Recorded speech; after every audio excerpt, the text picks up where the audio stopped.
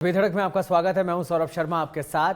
बाबा साहेब अंबेडकर पर अमित शाह की टिप्पणी को लेकर दोनों ही दलों में सियासी तकरार थमने का नाम नहीं ले रही है। कांग्रेस अंबेडकर का अपमान करने को लेकर बीजेपी पर हमलावर है और चारों तरफ से घेराबंदी कर निशाना साध रही है, तो बीजेपी भी लगातार कांग्रेस पर आरोप लगा रही है। विपक्ष की ओर से वीडियो से छेड़खानी का आरोप बीजेपी ने लगाया है, तो बाबा साहेब अंबेडकर का अपमान करने, भारत रत्न नहीं देने और सदन में कभी नहीं बोलने देने जैसे कई आरोप आज मुख्यमंत्री भजनलाल शर्मा ने भी लगाए हैं। बाबा साहेब अंबेडकर पर छिड़े सियासी संग्राम की आज बात करेंगे और आज चर्चा होगी कि आखिर ये संग्राम कब जाकर रुकेगा। अभी एक फैशन हो गया है, अंबेडकर अंबेडकर अंबेडकर अंबेडकर अंबेडकर अंबेडकर। इतना नाम अगर भगवान का लेते हैं तो 7 जन्मों तक स्वर्ग मिल जाता है।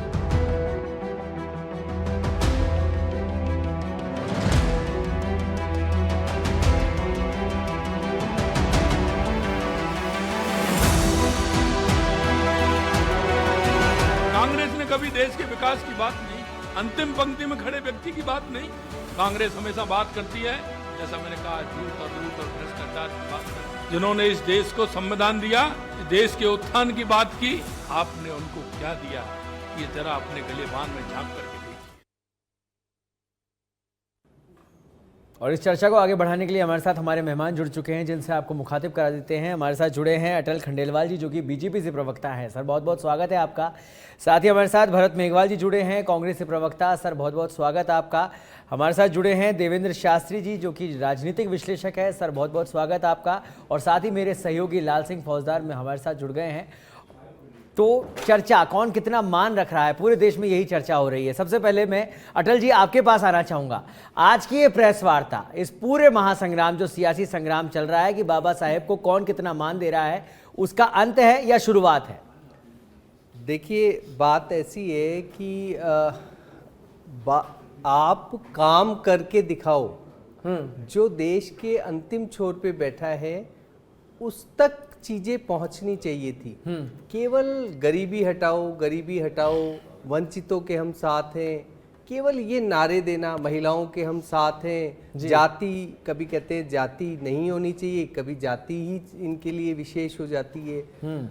तो जिस तरीके के ये नैरेटिव सेट होने, जैसे कि संविधान खतरे में है, आरक्षण खतरे में है, मतलब इस तरह की जो उपापोह कांग्रेस ने डाल रखी है। अमित शाह साहब को अगर आप पूरा सुनेंगे उस बयान को जो उन्होंने लोकसभा में दिया, तो आपको लगेगा कि भी उसमें कोई ऐसी कोई विशेष बात नहीं थी। उन्होंने भी कहा कि अंबेडकर जी को आप कुछ करते, भारत रत्न आप देते, जैसे आपने राजीव गांधी जी को दिया, इंदिरा जी को दिया, नेहरू जी को दिया, तो आप भी दे देते, उसी वक्त दे देते।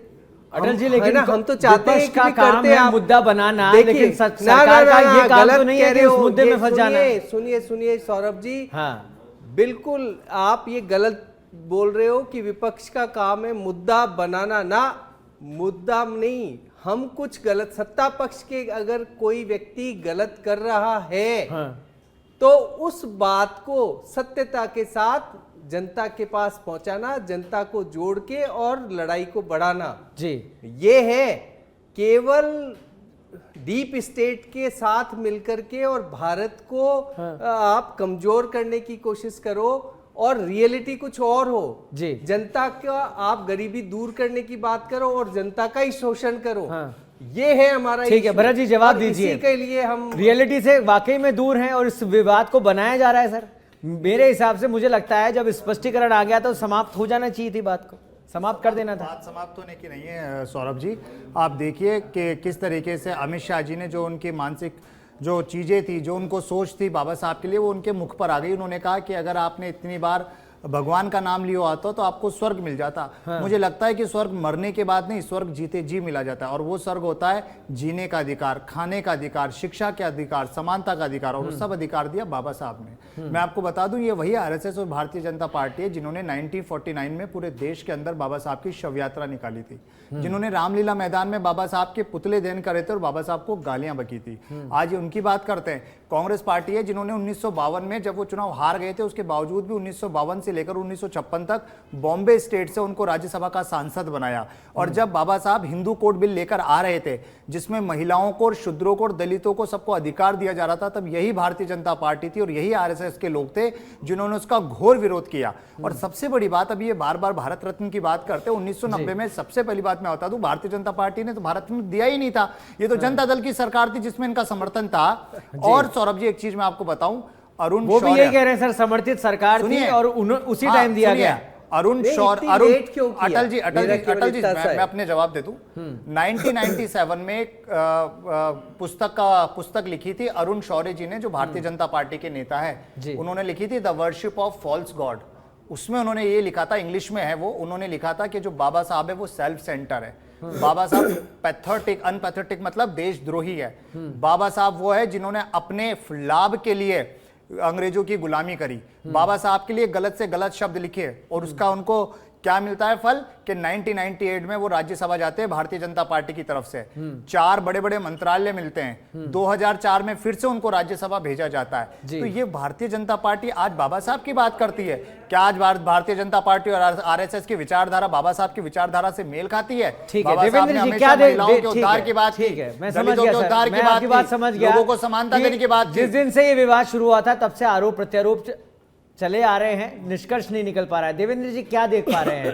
दोनों ही प्रवक्ताओं को आपने सुना और जिस तरह का इतिहास को उठा के जो तथ्य रखे जा रहे हैं सामने, और इतिहास पे ही फोकस है पूरा देश में जो मुद्दे होने चाहिए थे शीतकालीन सत्र में वो हमें देखने को नहीं मिले। कहां जा रहा है सब देश? बिल्कुल सौरभ, जो आपने मुद्दा उठाया है वो बिल्कुल सही पॉइंट पे उठाया है कि जो संसद के अंदर चर्चा होनी थी वो संविधान पे चर्चा होनी थी।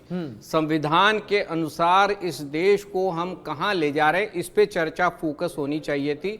लेकिन संविधान पर फोकस नहीं करके दोनों पार्टियों ने और खासकर अमित शाह जी ने और भारतीय जनता पार्टी ने उस मौके को कांग्रेस या विपक्ष को क्रिटिसाइज करने और अंबेडकर को फोकस करने के लिए उसका इस्तेमाल किया और उसी में गलती हुई। अगर ये वाकई संविधान के ऊपर चर्चा होती तो अंबेडकर जी ने जो संविधान लागू किया या जो दिया इस देश को, हम उसको कितना फॉलो कर रहे हैं इस पर चर्चा होनी चाहिए थी। इस पर चर्चा नहीं हुई। दोनों पक्ष जो बात कर रहे हैं अभी, तो वो दोनों उसी पर बात कर रहे हैं, अंबेडकर को किसने क्या दिया किसने क्या नहीं दिया। आज जो भजन लाल जी ने भी प्रेस लेकिन सर अगर जब गृह मंत्री ने बात रख दी, प्रेस वार्ता कर दी, देवेंद्र जी जब प्रेस वार्ता की उन्होंने कहा कि मेरा मंतव्य वो नहीं था, तोड़ मरोड़ कर मेरे बयान को पेश किया जा रहा है, अपने हिसाब से उसे ढाला जा रहा है, तो विवाद खत्म होना चाहिए था या नहीं? नहीं, निश्चित रूप से वापस फोकस जो है संविधान पर आ जाना चाहिए था। चर्चा शुरू होनी चाहिए थी। लेकिन समस्या यह है कि जिस तरह की शब्दावली जो संसद में आ गई, उसके बाद आप ये सोचिए कि दलित कितने परसेंट है इस देश में जो कि बाबा साहब को फॉलो करते हैं, 16 पॉइंट समथिंग है। और उसके बाद जो ओबीसी है वो 36% के करीब है। यानी कि 50% से ज्यादा बाबा साहब के डायरेक्ट बेनिफिशियरी रिजर्वेशन का लाभ लेने वाले लोग हैं, जो कि बहुत बड़ी संख्या है। और ये जो संख्या है ये जब तक संतुष्ट होगी तब ये बिल्कुल ठीक बात कह रहे हैं आप। बिल्कुल तो उससे पहले थमना बड़ा मुश्किल है और दोनों पार्टियां उसी को फोकस कर रही हैं। बिल्कुल लाल सिंह, आप भी यही इत्तेफाक रख पा रहे हैं कि दलित पॉलिटिक्स को साधा जा रहा है, आगामी जो राज्य में चुनाव होने वाले हैं उनको साधने के लिए धक्का मार पॉलिटिक्स भी चल रही है देश के अंदर, बाबा साहब के सम्मान की बात भी हो रही है, लेना देना किसी को कुछ दिखाई दे रहा है या नहीं ये जनता ही जानती है। बिल्कुल आप सही कह रहे हैं लाल सिंह। सर एक बार लाल सिंह से मैं रिएक्शन ले लूं फिर आपके पास आता हूं। देखिए सौरभ, आपको समझना इस बात को होगा क्योंकि यहाँ पूरा एक सियासी संग्राम है। मुझे नहीं लगता इस देश में सभी पार्टियों ने बाबा साहब के साथ न्याय किया हो।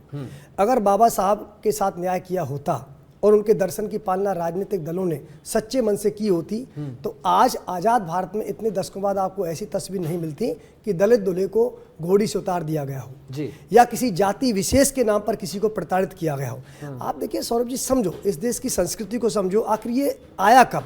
ये जो मैं धन्यवाद देता हूँ अम्बेडकर जैसी महान आत्माओं को जो इस देश में पैदा होकर उन्होंने उसको को खत्म किया जो हमारा कभी रहा ही नहीं था, हमारी संस्कृति का भी हिस्सा था ही नहीं वो। आप देखिए, हम तो वो है जो कहते हैं अयम निजय परवेती गणना लघु चेत साम उदार चरिता नाम तू वसुदेव कुटुंबकम, ये नारा देने वाली संस्कृति मानव मानव में भेद कैसे कर सकती, समझ में नहीं आया मेरी बात आज तक। मेरा चिंतन, मेरा मंथन, मेरा अध्ययन इस बात पर रहता है सौरभ जी कि जिस देश ने जीव मात्र में भगवान को देखा हो, जो गाय को माता मानता हो, जो श्वानों को भी घर में पालता हो, जो सुबह उठ को चींटी को भी दाना डालता हो, वो एक व्यक्ति से इतनी घृणा कैसे कर सकता है? उसको छूने स्पर्श से आप पहले कभी स्नान करने जाया करते थे। बिल्कुल। और आप क्या कहते हो कि नर में नारायण का निवास है, ये आपके ही शास्त्र कहते हैं, कोई और नहीं कहता। आपका ही शास्त्र जिसका दुनिया में ज्ञान दिया आपने, आप कहते हो कि नर नारायण है, कहते हैं ना आप। मानव की सेवा सबसे बड़ी सेवा है। तो एक मानव इतना अलग कैसे हो गया आपसे, इतना जुदा कैसे हो गया आपसे कि उससे ज्यादा आपको जानवर प्यारे हो गए, वो आपकी इतनी घृणा का पात्र बन गया। धीरे धीरे व्यवस्थाएं बदली, सौहार्द का माहौल बना, और जो वास्तव में हमारी मूल संस्कृति थी उसकी तरफ हमें आना है। लेकिन मैं आपको बताऊं, अब जो देख रहे हो ना संग्राम, बाबा साहब अम्बेडकर संग्राम, ये सारी राजनीतिक दल, मैं आपको इस मंच से दावे के साथ कह रखा हूं, किसी भी पार्टी ने, यहां तक कि उन पार्टियों ने भी जिन्होंने अपनी राजनीतिक बिसात केवल बाबा अम्बेडकर के नाम पर शुरू की, उन्होंने बाबा साहब के साथ न्याय नहीं किया। तो मेरा कहने का मतलब यह है कि इन राजनीतिक दलों को अपने गिरेवा में झांकना चाहिए। क्या बाबा साहब अम्बेडकर केवल वोट बैंक के लिए यूज किए जा रहे हैं?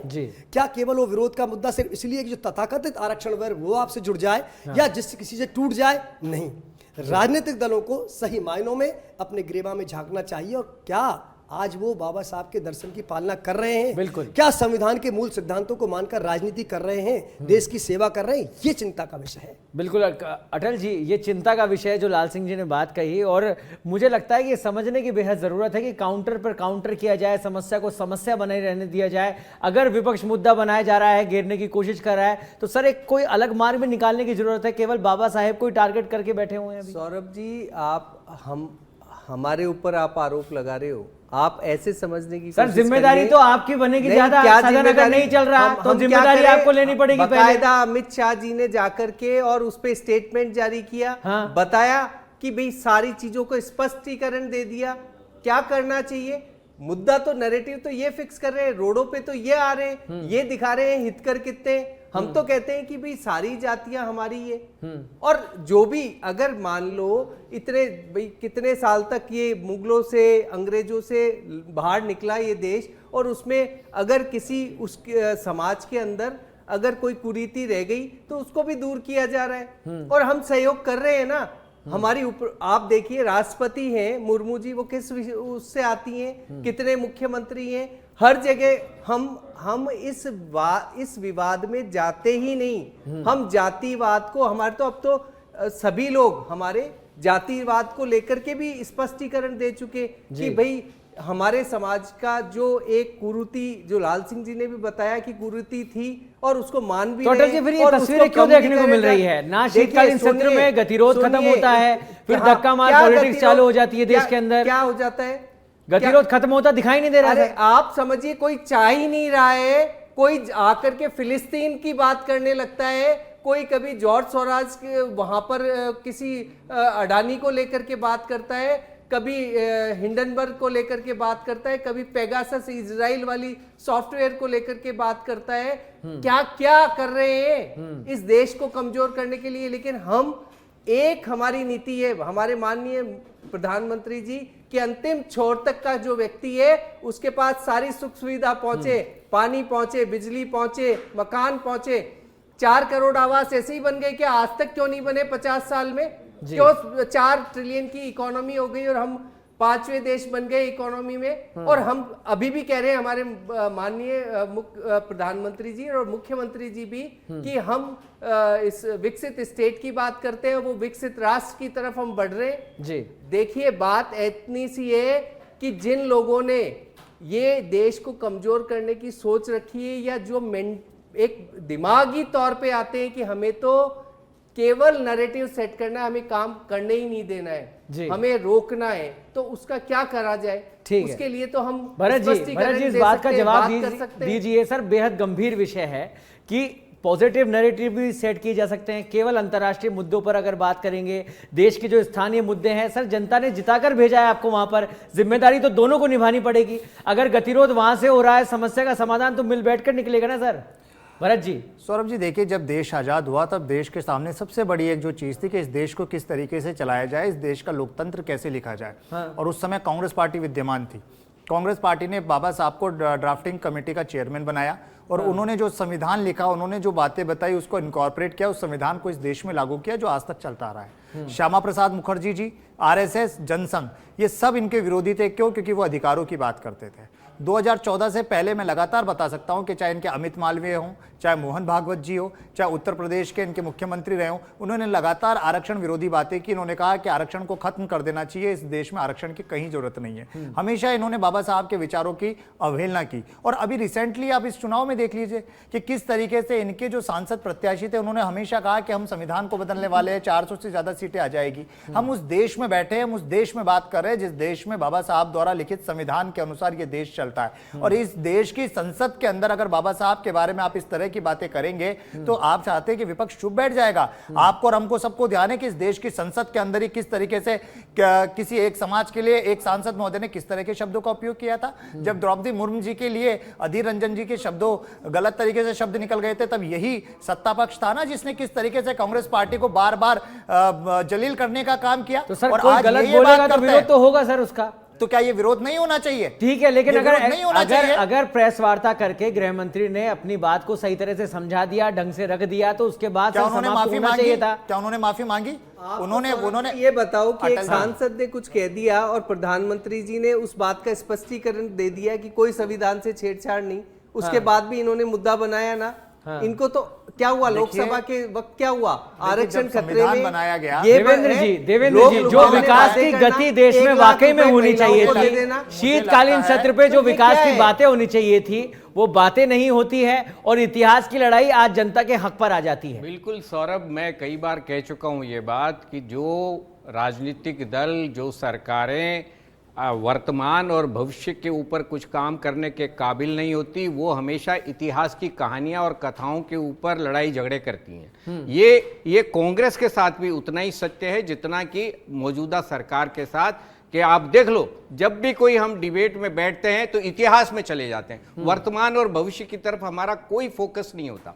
मैं समझता हूं कि आप जो बात कह रहे हैं कि जो संसद चल रही है उसमें देश की आर्थिक स्थिति, लोगों की जो हालात हैं, जो बेरोजगारी या महंगाई, इन इश्यूज पे आज जो बॉर्डर के ऊपर हमारी स्थिति है, हमारे बॉर्डरिंग स्टेट के साथ, कंट्रीज के साथ में जिस तरह के रिलेशंस है, उन पे फोकस होना चाहिए। जिस तरह के खतरे आज हिंदुस्तान फेस कर रहा है उसको लड़ने के लिए दोनों पक्ष, जो पक्ष और विपक्ष, दोनों को एकजुट होना चाहिए। ये छोटी छोटी बातों पर एक दूसरे के ऊपर ब्लेम करके टाइम बर्बाद कर रहे हैं। मैं समझता हूं कि अगर ये बात हो गई थी, अमित शाह जी मानते हैं कि उनका मकसद वो नहीं था, तो फिर तो उनको ये कहने में भी कोई गुरेज नहीं होना चाहिए कि ठीक है जी, मुझसे गलती हुई, अगर किसी को ये अच्छा नहीं लगा है तो मैं माफी मांग लेता हूं। इसमें क्या इतनी बड़ी बात है जिसको अभी तक कंटिन्यू कर रहे हैं? और अब चीफ मिनिस्टर्स भी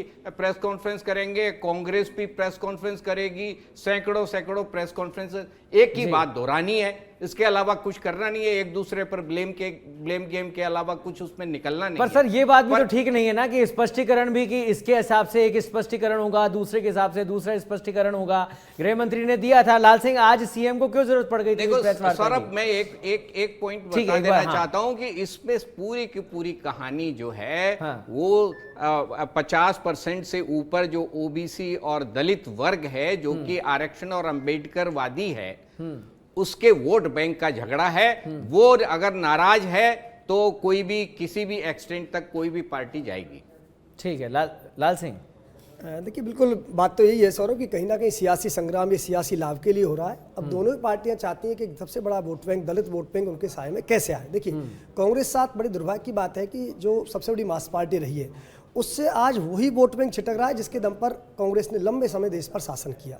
ये शायद मुझे लगता नहीं कि कांग्रेस के बड़े नेता समझ पा रहे, सोच पा रहे, ये उनका विषय हो सकता है, मुझे इस पर कमेंट नहीं करना। लेकिन लगातार जो सियासी गणित देश की मिल रही है, चाहे राज्यों के चुनाव की बात कर लीजिए, चाहे जो दुनिया में हो रहा है वो हिंदुस्तान में नहीं हो रहा है। लगातार अधिकतर देशों में कहीं भी सरकार रिपीट नहीं हो रही है, लेकिन हिंदुस्तान में तीसरी बार बीजेपी रिपीट हुई और तीसरी बार पीएम मोदी पीएम बने हैं। जी। मुझे नहीं पता कि कांग्रेस के नेता किस दिशा में जा रहे हैं, हो सकता है भरत जी इसमें ज्यादा चिंतन करेंगे, ये बात करेंगे अपने नेताओं से, लेकिन ट्रैक अगर सही नहीं पकड़ेगी कांग्रेस को नुकसान बहुत भारी हो जाएगा। अब मुझे कहीं ना कहीं ऐसा लग रहा है कि कांग्रेस को शायद ये लगता होगा, हालांकि ये तो देश का मतदाता तय करेगा, कि ये शायद हमें एक ट्रैक अच्छा मिल गया, इससे हम जो वोट बैंक उनका था, आज देखिए आप गणित देखिए, कभी जो ओबीसी वोट बैंक कांग्रेस का हुआ करता था, दलित वोट बैंक जो कांग्रेस का हुआ करता था, अच्छे टकरा धीरे धीरे उनसे। आप देखिए जो कभी ग्रामीण परिवेश में माना जाता था, ग्रामीण में कभी कमल तो हुआ ही नहीं करता था, धूल उड़ती हुई जीप के पीछे, हमने देखी हो तस्वीरें सौरभ कि नेताओं की जीपें जा रही है, पीछे धूल उड़ रही है, भाग रहे हैं पकड़ने, केवल एक तिरंगा झंडा दिखता था। तिरंगा मतलब कौन सा, कांग्रेस वाला, इसके 3 रंग होते थे, बाकी झंडे नजर नहीं आते थे। आज उन्हीं गाँव में तस्वीर क्या हो गई, क्या कांग्रेस के लिए चिंतन मंथन का विषय नहीं है? हिंदुस्तान की सबसे बड़ी मास पार्टियां किस तरह डाउन होती जा रही है। आप देखो हरियाणा आपसे चला गया, वहाँ रिपीट नहीं कर पाए, महाराष्ट्र आप रिपीट नहीं ला पाए। और देखिए नई चीज देखिए, हिंदुस्तान की सियासत को थोड़ा सा देखेंगे ना सौरभ, ऐसा नहीं होता था वो हो रहा है। आप देखिए बीजेपी रिपीट भी हो रही है और अधिक बहुमत के साथ आ रही है जी। आप क्यों, हरियाणा में तीसरी बार रिपीट होती है, अधिक बहुमत के साथ रिपीट होती है, महाराष्ट्र में रिपीट होती है, अधिक बहुमत के साथ रिपीट होती है, गुजरात में रिपीट होती है, अधिक बहुमत के साथ रिपीट हो रही है। और जहां बिल्कुल कांग्रेस को लगता है कि बिल्कुल हम आने वाले हैं, क्यों कांग्रेस बात खा रही है? ये कांग्रेस के लिए चिंतन का विषय है। जहां तक आज की डिबेट का विषय है उसमें हम बात कर सकते हैं अम्बेडकर को लेकर, जो बाबा साहब को लेकर, ये दोनों दलित अपने आप को बाबा साहब का हितैषी बता रहे हैं, दोनों दल कह रहे हैं कि हम बाबा साहब के दर्शन पर चल रहे हैं। देखो मैं सौरभ फिर वही कहूंगा कि निश्चित रूप से इस देश में राजनीतिक दलों ने नहीं किया अम्बेडकर के साथ न्याय। सुन लो मेरी बात, ये साफ है। अगर ऐसा होता तो आज आजाद भारत की तस्वीर सामाजिक तौर पर अलग होती। भरत जी मैं सवाल कर लूं पहले आपसे, फिर आप जवाब दीजिएगा लाल सिंह की बात का भी। अगर नैरेटिव भी सेट किया जा रहा है और सत्य उसका आधार है, तो मुझे लगता है कि जनता आपको ज्यादा मैंडेट देगी, आपकी तरफ ज्यादा आएगी, आपकी विचारधारा के साथ चलेगी। लेकिन अगर किसी गलत दिशा में हम जा रहे हैं तो चिंतन तो सर करना पड़ेगा। नहीं देखिए, मैं पहले तो लाल सिंह जी की बात का पूर्णतः खंडन करता हूं, क्योंकि ये कांग्रेस की सरकार थी जिन्होंने जमींदारा प्रथा खत्म करी, जो बाबा साहब चाहते थे। ये वही कांग्रेस की सरकार थी जिन्होंने बैंकों का राष्ट्रीयकरण करा, जिसके बाबा साहब पक्षधार थे। ये वही कांग्रेस थी जिन्होंने पीवी पर्स जो राजा महाराजाओं को दिया जाता उसका उन्होंने संविधान में संशोधन किया। और यही वह कांग्रेस थी, राजीव गांधी जी, जिन्होंने पंचायती राज के अंदर महिलाओं को अधिकार दिया। ये वही कांग्रेस थी जिन्होंने शिक्षा का अधिकार दिया, जो बाबा साहब चाहते थे। यह है उनके सवाल का जवाब कि कांग्रेस हमेशा संविधान के साथ चलिए, समानता के साथ चलिए। रही बात दूसरी, आपने कहा देखिए चुनाव के अंदर हर तरह की एक चीजें देखी जाती है। इस देश के अंदर हमने देखा है कि इंदिरा गांधी जी का एक दौर चला, इस देश के अंदर पंडित जवाहरलाल नेहरू जी का भी दौर चला। ठीक है, आज भारतीय जनता पार्टी अपने झूठे मंसूबों के आधार पर मैंडेट ले लेती है, चुनाव एक दिन में भी बदल जाते हैं, लेकिन इसका तात्पर्य ये नहीं है। इसका विषय बात ये हो रहा है कि देश की सबसे बड़ी पार्टी अपनी सियासी जमीन अगर की इन मैंडेट, इन नैरेटिव को सेट करने में खो रही है, तो उसको सोचना पड़ेगा। हम लोकतंत्र में हैं। 1980 में 2 सीट भी नहीं थी भारतीय जनता पार्टी की। आज भी साउथ के अंदर, बंगाल के अंदर, बिहार के अंदर और क्या नाम है आपके पंजाब के अंदर अधिक जगह आज भी। क्या कांग्रेस उसी को अचीव करना चाह रही है? 2 सीट भी नहीं थी। देखिए आप फिर समझिए, राजनीति के अंदर आप अगर ये कहते हैं कि अगर कांग्रेस हारती जा रही है तो कांग्रेस का ग्राफ ही खत्म हो गया, मैं उस चीज से आज भी पूर्णतः सहमत नहीं हूं। लोकतंत्र के लिए चिंता का विषय है, विपक्ष का कमजोर होना लोकतंत्र कहां है विपक्ष कमजोर? आज आप और हम उन बातों पे बात कर रहे हैं जो कांग्रेस विरोध कर रही है। ये विपक्ष कमजोर है। संविधान में कितनी आज आप किस चीज पे डिबेट कर रहे हैं? कितनी बार चेंज किए? आज किस चीज पे डिबेट कर रहे हैं अपन? उसको रखते ना, ये विपक्ष के मुद्दे पे आप डिबेट कर रहे हो। ये विपक्ष की ताकत है कि आज पूरे टीवी चैनल के ऊपर विपक्ष की बात करी जा रही है। आप कैसे कह सकते हैं कि विपक्ष कमजोर है? आज राजस्थान के माननीय मुख्यमंत्री जी को आकर यहाँ पे प्रेस कॉन्फ्रेंस करनी पड़ रही है। आज अमित शाह जी को प्रेस कॉन्फ्रेंस करनी पड़ रही है और पूरे देश के अंदर बाबा साहब के लिए नतमस्तक होना पड़ रहा है इस भारतीय जनता पार्टी को। और आप कह रहे थे विपक्ष कमजोर है, ये विपक्ष की ताकत है। सौरभ जी इसलिए कह रहे हैं सर, बहुत अच्छी बात है। विपक्ष की अगर ताकत है, जनता आपको मैंडेट देती है, ठीक है, ठीक है, मैं आपकी बात ये कहना आप अगर कांग्रेस पार्टी जीत नहीं पा रही तो ये बिल्कुल बात गलत है जी। इस कांग्रेस पार्टी ने दिग्गजों को हराया है। स्मृति ईरानी जो अपने आप को सबसे बड़ी नेता मानती थी, 1.5 लाख से ज्यादा में हार गई। फिर आप मैं स्मृति ईरानी के लिए कह रहा हूं, अभी के चुनाव की कह रहा हूं, जिस पार्टी ने 400 का नारा दिया था वो 250 का आंकड़ा पार नहीं कर पाई, और आप कह रहे हैं कि विपक्ष अरे कमजोर हमने है। सरकार बनाई या नहीं, मैंडेट लिया या नहीं? मैंडेट किसी ने भीख में तो नहीं दिया आपके है। पास मैंडेट नहीं था। भरत जी, इसमें थोड़ा सा ये है कि आप हो सकता है अपनी वाहवाही कर सकते हैं, लेकिन चिंतन करना जरूर है कि आप तीनों चुनाव में 100 से अधिक वोट नहीं ला पाए। आप इस बात पर चिंतन करो, जो सबसे बड़ी पार्टी थी 3 लोकसभा, बात ये नहीं है, बात ये नहीं, वो बात नहीं थी। और आपने सुनो मेरी बात, आपने सुनो, लेकिन सवाल इस बात का है सुनो, कि आज जिस संविधान को बाबा साहब ने लिखा, जिस संविधान को कांग्रेस ने माना, अगर भारतीय जनता पार्टी आरएसएस में कभी संविधान के पीछे नहीं रही, ये इनकी मजबूरी है। के प्रति लोगों के साथ जुड़ने की कोशिश करोगे तो अकेले तकेले ही पड़ोगे। आज भी ममता बनर्जी कह रही है लाल सिंह, अपनी बात पूरी कीजिए आप एक बार। बस मैं एक बार आ रहा हूं, मैं वापस इतना आने कहना दीजिए। चाह रहा हूं कि इस देश में कोई भी पार्टी बाबा साहब के संविधान के तहत चल ही नहीं सकती। ये संविधान है, इसकी पालना आपको करनी ही पड़ेगी। लेकिन मैं कह रहा हूं कि लोकतंत्र में पैरामीटर क्या है? लोकतंत्र में आप कैसे तय करोगे कौन सी पार्टी सही मायनों में सही काम कर रही है और कौन सी पार्टी गलत काम कर रही है? ठीक है, मैं भरत जी की बात मान सकता हूँ, चुनाव ही एकमात्र माध्यम नहीं हो सकता, लेकिन ये बड़ा माध्यम, इससे इनकार भी तो नहीं कर सकते आप। भाई आखिर अगर आप ये कहते हैं कि दलित हितैषी कांग्रेस रही है, जैसे 3-4 चीजें उन्होंने गिनाई, लेकिन क्या ये सच नहीं है कि पंचतीर्थों की क्यों नहीं डेवलप किया गया? भारत रत्न क्यों नहीं दिया गया बाबा साहब को? ये क्या विषय, चिंता के विषय नहीं है ये? जो कांग्रेस बाबा साहब के नाम पर खड़ी हुई थी, जिसे कहना चाहिए, क्या वास्तव में बाबा साहब का सम्मान कांग्रेस उस अर्थ में किया था जिसके दम पर कांग्रेस ने समय राज किया? तो ये चिंता का विषय, तो चिंतन का विषय तो है ही। लेकिन खैर ठीक है, चलो इसके बाद हम नहीं आते विषय। अब आते हैं इस पॉइंट पे कि ये सियासी संग्राम क्यों हो रहा है। ये आने वाले समय पर पता पड़ जाएगा कि विपक्ष की तर्कों में कितना दम है या पार्टी के जो सत्ता में बैठी है उसके तर्कों में कितना दम है, ये जनता तय कर लेगी, दलित तय कर देगा। ठीक है। और एक बात मैं बताऊं आपको, सबसे बड़ी, अभी आपने एक फिलिस्तीन का जिक्र किया था शायद किसी विषय को लेकर, जो हमारे लिए गर्व की बात हो सकती है, और मैं तो गर्व करता हूं, शायद आप भी करेंगे। इस देश की सबसे अच्छी खास बात पता है क्या है? इस मिट्टी से कोई बेवफा नहीं करता, और जिसने इस मिट्टी से बेवफाई की है ना, उसको इस देश ने कभी स्वीकार नहीं किया। आप देखिए, रामायण का सबसे बेहतरीन उदाहरण कि विभीषण, जिसने भगवान श्री राम का साथ दिया था ना, और न्याय के लिए दिया, सत्य के साथ दिया, लेकिन आज भी कोई भी व्यक्ति परिवार में अपने के बेटे का नाम रावण तो रख लेगा, विभीषण नहीं रखेगा जी, क्योंकि इस देश की मिट्टी ने कभी भी दगा को स्वीकार नहीं किया है। चाहे फिलिस्तीनी का कागज लेके आ जाओ आप, या चाहे किसी और का कागज लेके आ जाओ, इस देश का व्यक्ति मूलतः इस मिट्टी से प्यार करता है जी। बात वहीं पे आगे भरत जी कि देश में देश की बात नहीं हो रही है, विदेश की बात हो रही है। कौन सी विदेश की बात होती है जी, जो बताएं, कौन से विदेश की? क्या इस देश के अंदर देश की बात नहीं करी जा रही? कांग्रेस पार्टी ने सदैव की। आपने कहा कि कभी हमने अंगीकार नहीं करा। क्या सिर्फ भारत रत्न देना ही सब कुछ था?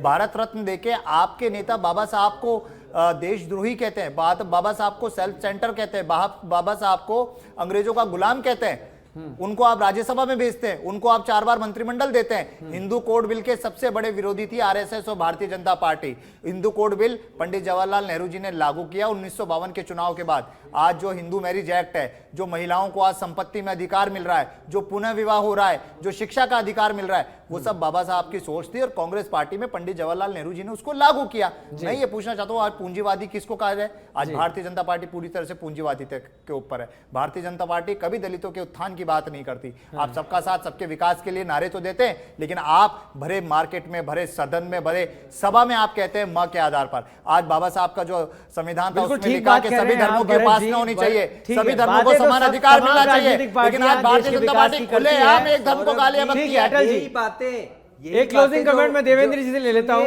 देवेंद्र जी, तमाम सरकारें विकास की बात तो करती है, लेकिन विकास की बात हो नहीं पाती है जहां पर होनी चाहिए। अभी सर क्या लग रहा है आपको, और क्या कहना चाहेंगे तमाम पार्टियों को कि इस समस्या का समाधान जल्द से होना चाहिए, हमें एक मंच पर आना चाहिए, बात होनी चाहिए देश के विकास की? देखो सौरभ, जब आज़ादी के बाद कांग्रेस की शुरुआती जो दौर था जवाहरलाल नेहरू का, वहाँ तक तो स्थितियाँ ठीक चली। उसके बाद जो भी डिटोरिएशन पॉलिटिकल क्लास में आया, वो वहीं से शुरू हो जाता है, इंदिरा गांधी से शुरू हो जाता है। और उसके बाद आप ये समझ लीजिए, इस इकोनॉमिक्स को समझ लीजिए कि 80 के दशक में हम लोग, हिंदुस्तान जो है चाइना से जीडीपी और आर्थिक प्रति व्यक्ति आय में आगे था। 80 के दशक तक मैं आपको बता रहा हूं, या बराबरी पर थे। आज के दिन हम कहां हैं और चाइना कहां है? क्यों हुआ ये? ये इन सर, मुझे पॉलिटिकल लगता है इसकी पार्टीज मुख्य वजह इसी तरह के नैरेटिव, इसी तरह के वाद विवाद देश के कहीं ना कहीं विकास को, हाँ, नॉन इश्यूज पे बिल्कुल। फोकस करते हैं, इश्यूज पे फोकस नहीं Issues पे करते, फोकस होना चाहिए। जनता की जरूरतों और को यही ध्यान में जनता नहीं चाहती रखते। है, तमाम पार्टियों और से यही उम्मीदें रखती है। आप सभी भ्रष्टाचार सबसे बड़ा कलंक है इस देश पर और इन सरकारों पर, और जिस इन पर political रोकथाम किया जाना parties चाहिए, पर, और ये सभी जिसकी के वजह सहयोग हम से लोग होगा। पिछड़े ठीक है, हुए आप सभी हमारे साथ इस चर्चा का पात्र बने, आप सभी का बहुत बहुत धन्यवाद। और ये सम्मान की जो लड़ाई है तकरार में नहीं बदलनी चाहिए। बाबा साहेब भी इस तरह की भावना के साथ उन्होंने संविधान का निर्माण नहीं किया था। ये सोचने की जरूरत है कि देश में केवल बात हो तो विकास की। फिलहाल के लिए इस चर्चा में इतना ही। देश और दुनिया में तमाम खबरों के लिए आप देखते रहिए सच बेधड़क। नमस्कार।